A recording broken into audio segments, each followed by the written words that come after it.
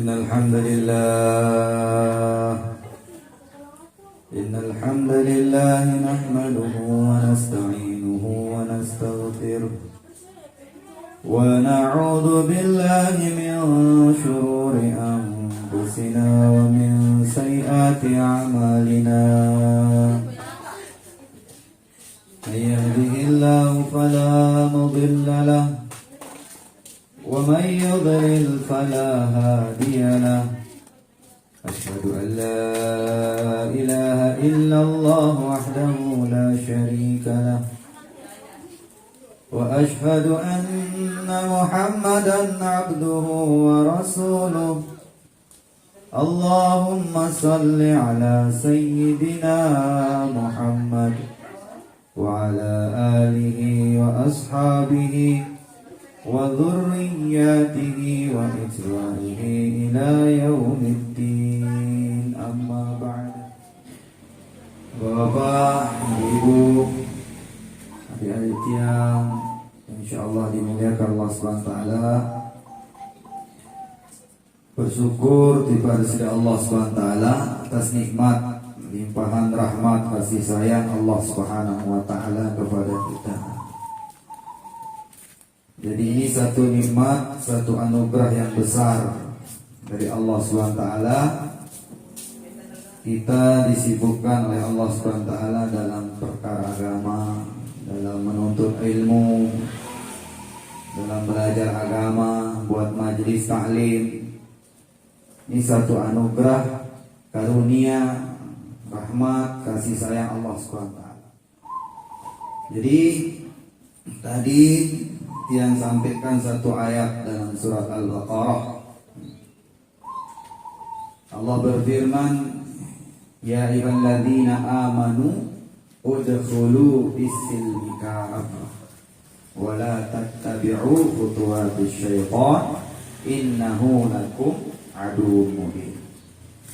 Jadi ayat ini memberitahu kepada kita bahwa kita ini kalau menjadi Islam itu harus Islam yang kafah, Islam yang sempurna, Islam yang dengan cara keseluruhan. Itu namanya kafah, sempurna, keseluruhan, semua. Dendek terjadi dengan Islam kapah-kapah. Bisa main, bisa tegawe, bisa ndek main, bisa milih amalan. Itu Islam pilih-pilih, Islam kapah-kapah namanya. Bukan Islam secara kapah. Maka Allah SWT perintahkan kita ini, ya ayyuhalladzina amanu, hai orang-orang yang beriman, hai hamba-hambaku yang beriman, udkhulu, masuklah kalian, fis-silmi kafah, ke dalam agama Islami secara keseluruhan. Wala tattabi'u khutuwatis syaitan. Jangan kalian ini mengikuti dan turut. Jangan kalian ini mengikuti jejak langkahnya syaitan. Jadi jejak langkah syaitan ini maksudnya bisikan-bisikan syaitan, ajakan-ajakan syaitan, perbuatan-perbuatan syaitan. Itu Allah SWT larang kita. Kenapa? Innahu, sesungguhnya dia syaitan itu lakum, bagi kalian itu aduwwun mubin. Itu adalah musuh yang nyata, musuh yang sebenarnya kita ini adalah syaitan. Jadi misal yang buru-buru nikil dunia beri musuh, maka gila kita, cogang atau tidak turut tingkah laku musuh kita. Dia ada musuh ya. Dengan sebut dengan arak atau terkedap doang. Ada orang yang tempat kita benci. Contohlah bajang-bajang, gadis-gadis nih, mantan ini paling sin benci kan. Namun benci le mantan, ingat-ingat lah teman-teman. Jadi jangankan musuh, padahal orang yang dibenci, mantan itu bukan musuh, tetapi dia benci karena pernah menyakiti. Ingat doang, ya Allah, sakit anak. Apalagi dia serius. Ini mantan saja seperti itu, tidak mau kita.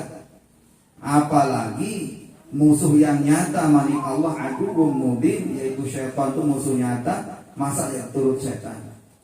Karena setan iblis ini dia licik.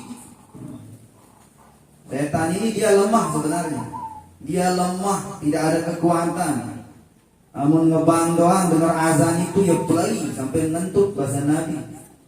Setan itu iblis kalau mendengar azan dia lari terbirit-birit sampai keluar kentutnya. Lemah dia. Dengar nama Allah, zikir itu udah lemah. Tetapi setan itu licik, pinter. Dia tahu saja cara menggoda daripada manusia. Itu iblis. Beda dengan nafsu. Kalau nafsu itu dia bodoh tapi kuat. Kalau nafsu teliki, dia bodoh, dia tahu nabi-nabi tapi kuat dia. Dia mendorong manusia berbuat maksiat. Tapi kalau setan itu licik dia. Bagaimana liciknya iblis? Dia bau tergoda makin dengan cara yang misalnya disuruh kita, jangan kau sembah Allah. Nah, ada artinya kau menyembah Allah. Ambijak ruan Allah Ta'ala sembah. Tapi tetap kita yakin, mau ada, tidak, mau nampak, tidak nampak, tetap saya yakin Allah itu ada. Karena Allah bersifat wujud. Bukti Allah itu ada, wujudul alam, adanya alam. Tidak bisa digoda. Tapi pintar iblis datang lagi setelah kita menyembah Allah, digoda kita ini agar malas-malasan dalam ibadah. Arwah sembahyang kan bontak kodok. Bareh waktu sopuk jadi sekik sembahyang zuhur. Kanca asar, bareh tepu sopuk. Digoda kita. Akhirnya banyak yang sholat tetapi lalai. Makanya dalam Al-Quran Allah berfirman, fawailul lil musallin, yaitu neraka wail bagi orang-orang yang sholat. Yang sholat mana? Alladzina hum an sholatihim, yang sholat dengan lalai. Yang sholat dengan lalai kemudian yura'u, dan orang-orang yang sholat tetapi riya. Karena ini al-wail itu dalam tafsir dikatakan wadin binnar fil jahannam, satu lembah, satu tempat di dalam neraka jahanam, itu namanya wail. Yang panasnya itu neraka jahanam sampai pitong dah sekali 70 kali dalam sehari nyendeng oleh Allah Ta'ala dijauhkan daripada panasnya neraka wail. Bayangkan neraka jahanam yang jelas panasnya luar biasa, dia meminta kepada Allah agar dijauhkan dari panasnya neraka wail itu sampai 70 kali dalam sehari. Berarti bagaimana panasnya neraka wail itu? Itu tempat bagi orang yang lalai dalam sholat. Maka ada orang yang tidak mampu digoda oleh iblis. Kenapa saya harus lalai? Ini godaan iblis nih. Sholat ini tanggung jawab saya, kewajiban saya. 5 waktu sehari semalam. Tapi datang lagi iblis. Ada orang rajin ibadah, rajin sholat. Bahkan dia mana waktu, nunggu. Dia tunggu waktu.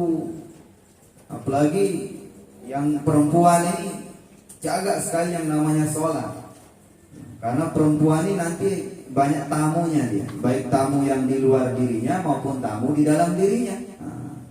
Nah, datang tamu atau datang bulan ini bahaya kalau perempuan, kalau dia lalai sholat. Maka kata ulama, misal dengan Nina Niki sembahyang zuhur, misal sholat zuhur itu jam 12 lah, atau jam 12 lebih sekian, atau taruh misal jam 12.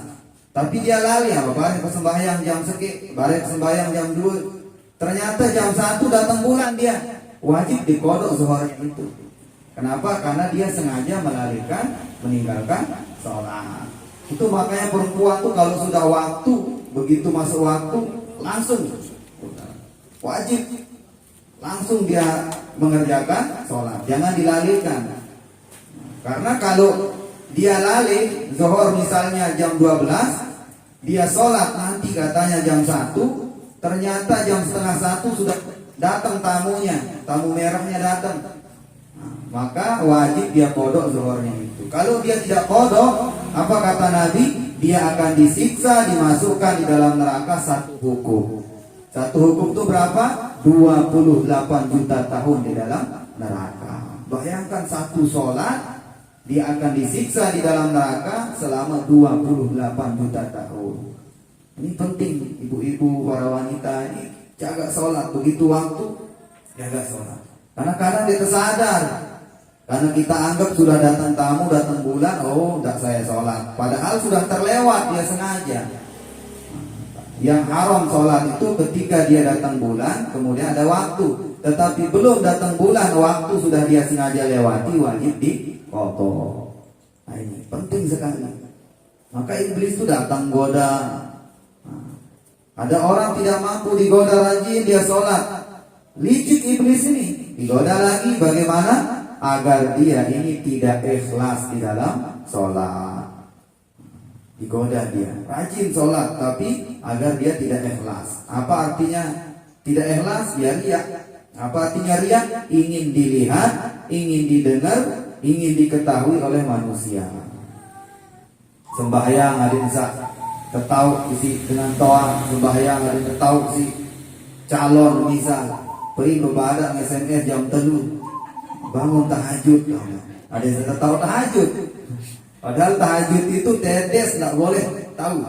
Orang tahajud yang sempurna itu semut pun tidak boleh tahu kalau dia tahajud. Namun nanti Allah na'udzubillah min zalik. Dia status bangun tahajud sudah waktunya, padahal niatnya dia tahu dia tahajud malam itu.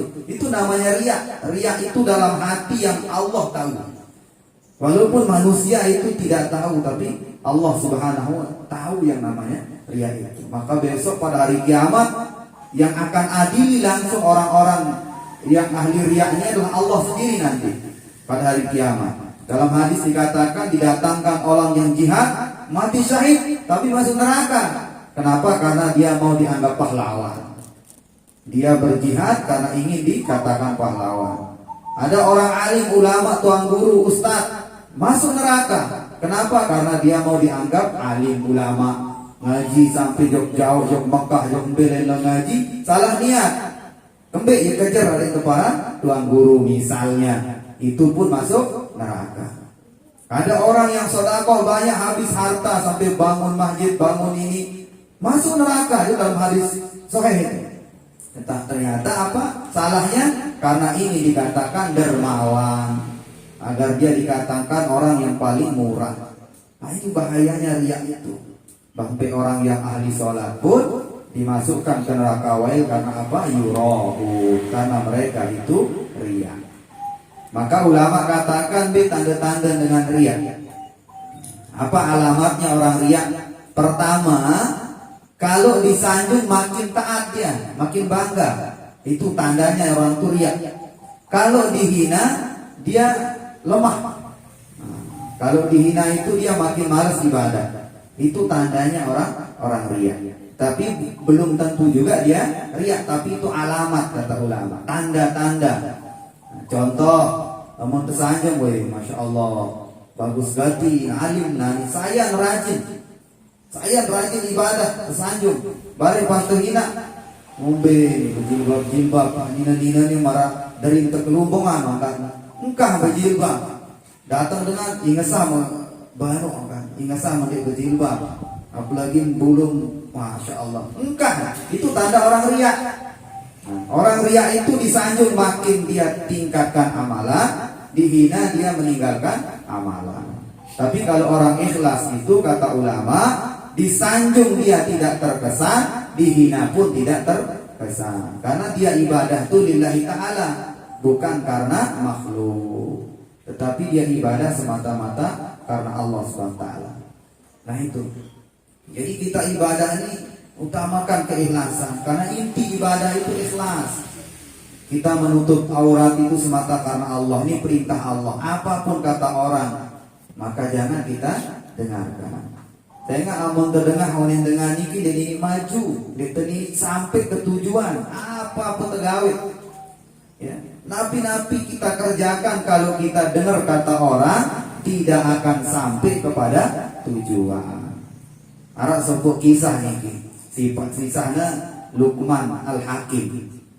Luqman Al-Hakim niki dia lalu lampak-lampak jalan-jalan dengan anaknya menggunakan keledai. Keledai ini dia lebih seperti anaknya kuda, dia beli keledai. Dia lebih besar dari kambing, lebih kecil dari kuda. Itu namanya keledai. Jadi keledai ini tunggangan untuk satu orang. Karena ini kode di narak beli marak jarang. Maka kemudian Luqman Al-Hakim niki sintayakan bijen niki. Dia naikkan putranya ke atas keledai itu. Lalu dia tuntun sindenden keledai niki. Liwat le sopo gubuk tekeririk. Kurang ajar kan anak niki ini nama nu suruh berdenden. Kuyu enak-enak di atas. Ini anak tidak punya adab tuh sama orang tua ini. Dia enak-enak di atas keledai, anaknya disuruh nonton katanya. Maka kemudian anaknya Luqman Hakim ini, beliau merasa gak enak. Dia gak enak kenapa? Karena dihina. Dia bilang, bapak tak enak saya ini, saya dibilang kurang adab, saya dibilang kurang ajar sama orang tua. Bapak saja di atas, saya yang nuntun. Naiklah Luqman Hakim, anaknya yang nuntun. Kemudian lewat lagi satu gubuk, kumpulan orang banyak duduk-duduk. Dia bilang, nah ini dengan toa dia beri adab nih orang. Anaknya disuruh nuntun, dia enak-enak di atas. Ini kurang ajar orang tua kayak begini. Apa kata Luqman? Nah, saya yang dibilang kurang ajar ini. Begini saja, kamu naik berdua sudah, kita berdua. Ditunggang berdua. Keledai ditunggang berdua. Lewat lagi satu kampung, dihina lagi. Apa kata orang? Nah ini orang tidak punya adab ini. Keledainya kecil ditunggang berdua katanya.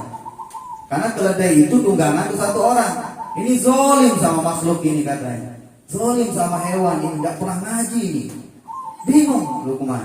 Kemudian ayo nak kita tuntun saja, terdenden bekannya dua.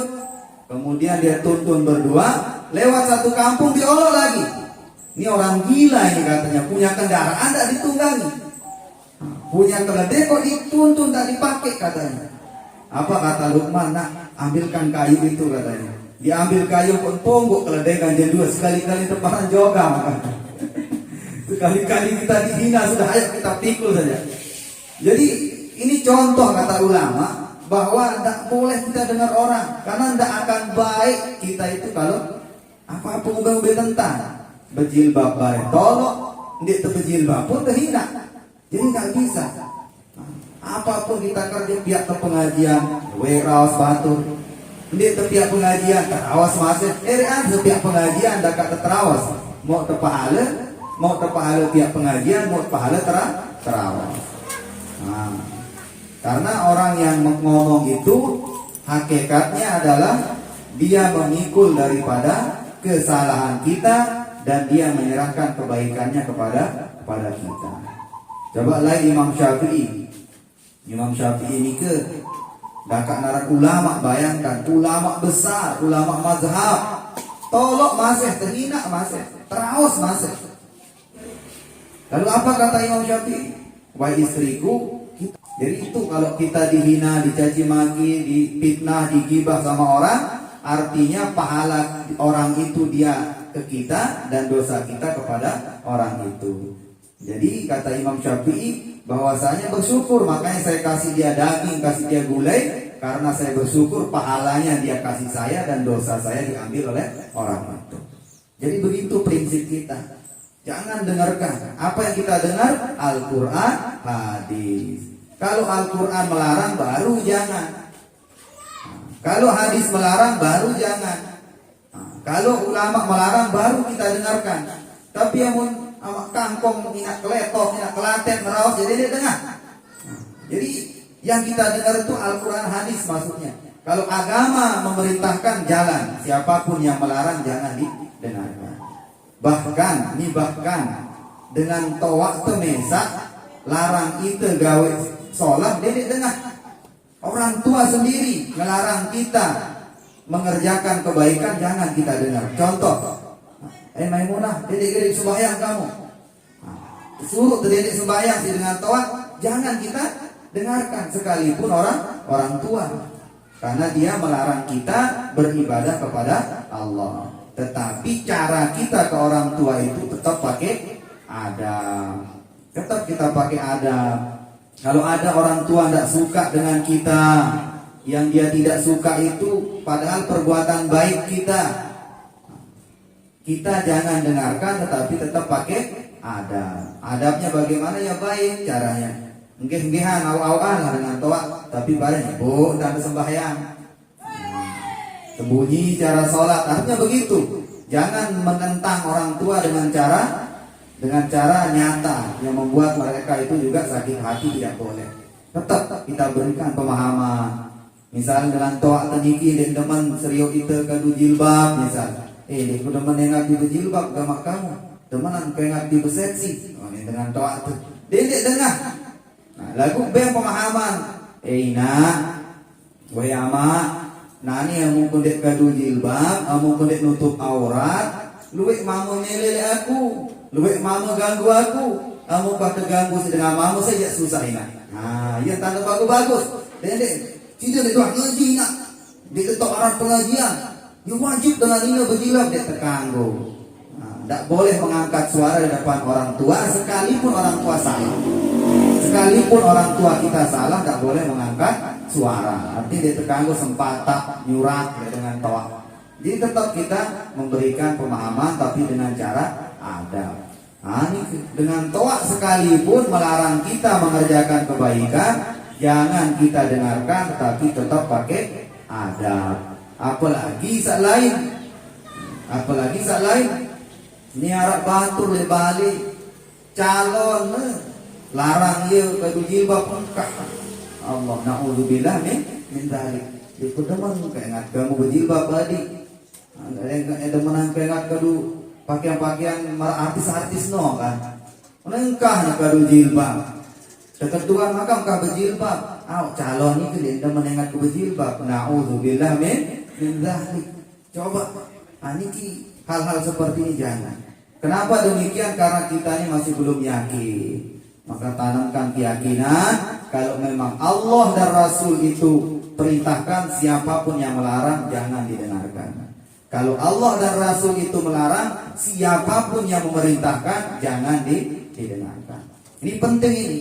Kenapa? Karena itu adalah cara iblis itu, kelicikan iblis itu untuk menjerumuskan kita ke dalam neraka. Itu makna adu mubin itu, bahwa setan itu adalah musuh yang nyata bagi kita.